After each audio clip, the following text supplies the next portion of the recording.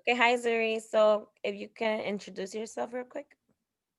So, hi, my name is Zuri Placencia. I work in a school in the Bronx, in the South Bronx, Bronx Academy of Letters, and I have multiple roles, I guess you can say, in the school itself.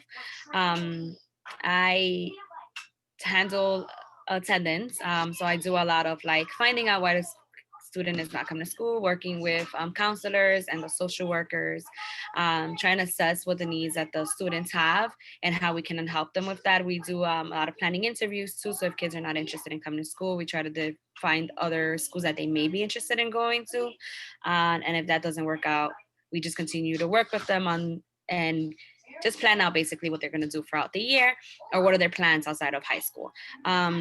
I also work, and that goes from grade 6 to 12. I'm sorry, I didn't say that. So we have students from grade 6 to 12, and so I work with all of those students. I also work with middle school girls in this group called Global Glow. So it's basically kind of like women empowerment and trying to give them a voice out there, and connect them with people all over the world. So the organization itself works with people in Africa. It works with people in China. It works with people in I'm sorry, I'm going blank a little bit, but basically all over the world, and we get connected with them, and it gives the girls an opportunity to meet other people, and kind of just share their ideas and network, so that they can grow and learn, and give each other kind of a pat in the back while they're doing all of this, and being able to learn more about each other and build a community within that. I also work with GSA, which is Gay Straight Alliance. So that's we have a middle school and we have a high school group. So it's two separate groups, and it's open to basically anybody, and see what it is that they're interested. It's kind of like a safe space for them to be able to speak, about their personal sexuality, things like that, and just giving them the availability to be able to do that within the school community. Um, I also, I'm just trying to think of also things like that. I also kind of like enroll students in the school. So if a kid is interested in coming to our school, we help with that process. Enroll students, also discharge students. So if a kid is moving, we kind of find out what's going on, which also works with our attendance. To see like if a kid, say, was registered with us and the student is no longer with us, we find out whether another school or not. Um, and then we do a due diligence to kind of remove them off of our register, things like that. Um, so those are kind of things that I do, in the school, and I work side by side with the principal. We kind of share like an office space also. So it's us, the deans, and the principal. I also work with the deans to kind of do restorative justice within the building. So that was like something that was starting up new, but it kind of slowed down a bit because of COVID, and since we're not physically in the building right now. I am also a mother. That's why you hear the TV in the background. The girls are remote learning, but they're currently on break, and so they're watching TV for right now. And that's the noise that you hear in the background. So you have a lot on your plate. You have a lot of roles, which is great. And it's perfect that you work side by side with the principal because this thing that I'm creating, I'm supposed to be creating an app to see how to help students and staff communicate their status to the principal during an emergency or like such as a school shooting or a lockdown. Well, obviously it'll be a lockdown. So tell me, what do you guys do at your school in a state of emergency right now? So what we've done in the past, when we there has been like a state emergency or kind of like a trial, you would say, somebody would go on the loudspeaker. It would normally be our assistant principal, and they would say like it's currently a code blue, and everybody would they would instruct everybody to step away from the door, step away from the windows, close off the windows, kind of, so nobody can see inside. You rush to the nearest door that's there if you are in the hallway. And school safety would do like a search or sweep kind of with our school principal or administration just in general, to make sure that everything is kind of like everybody's taking the proper precautions that needed to be done for the code blue or the lockdown itself. Okay, cool. So I'm supposed to be creating this app to give real-time updates about an emergency. So pretend you have an actual app on your phone. If, you know, maybe for God forbid the principal cannot make these announcements, what would you be looking forward towards in this app? Like to track status and give status of the emergency. So what would I want to see in the app itself? Yeah. Um, I guess I would want to know right away, right, that there is a lockdown. Maybe some sort of like, yes, some sort of like a general um message that goes out, right? Like this is the precautions that's happening. This is what's happening right now, like in real time. Oh yeah. I do think though that as an administrator, if somebody works in a school, I'm sorry, that if that were to happen though, I know that it's going to kind of have parents call like right away, call the main office, see what's going on.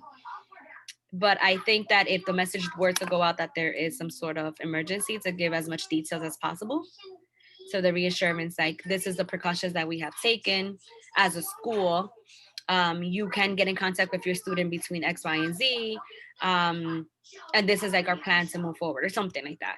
I know that every emergency is different. So I think that that's like hard to kind of do. But I think that just along those lines will kind of make a parent feel better. Um, so yeah. So you'll definitely want an alert system right away, and then you'll want a section where it says what the school plan is, and then you will want a section to communicate with the parents also. Yes, because my school, for example, they use oh my goodness, I cannot remember the name of it, but they use these pouches, yonder pouches, where the student stays with the pouches all day and their phone is put away. Okay. So the student stays with the pouch so that they don't get distracted during the school day, and they unlock it at the end of the day. So Okay. I think that that would be also kind of like in a sense of urgency for a parent because they're not able to get in contact right away with the student. Okay. So I think that if you like the more clear cut information, or even some way where like the teachers are able to kind of contact the student. I mean, I'm sorry, not the student, the parent.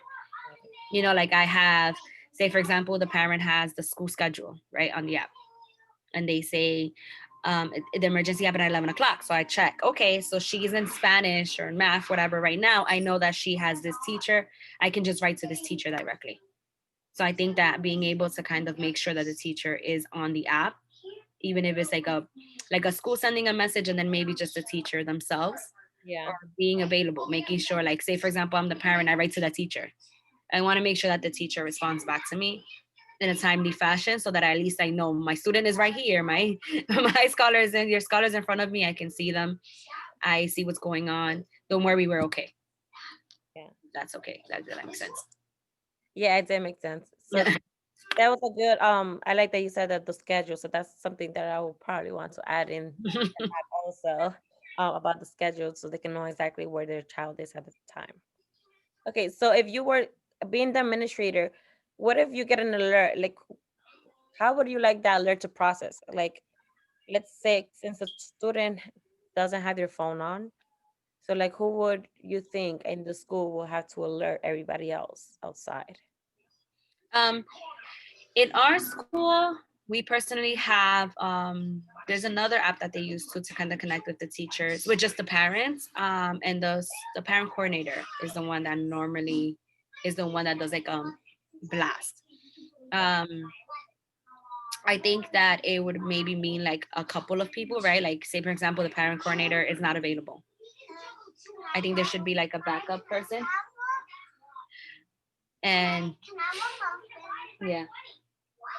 Um sorry, so I think that it should be like multiple people that kind of do it so that that way you know for sure is going through, right? Like because what if for whatever reason the parent coordinator can't do it, or me, I can't do it, or somebody else can do it.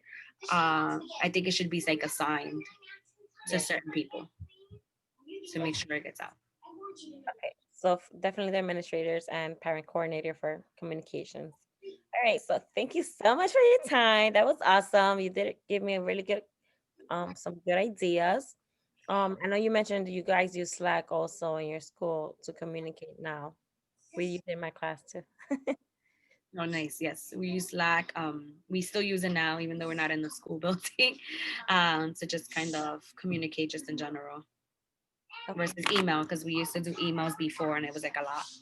Or we used to do the Google Voice and it was a lot too. Like it was just not getting through to everybody, while Slack does.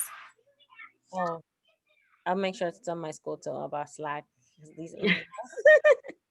Okay, so thank you so much for your time. I know you have the girls there, so I'm going to let you go. And I will show you a prototype of the app that I created back in September and how I changed it after all the interviews. Okay, All sounds good. right. Thank Okay, you. bye.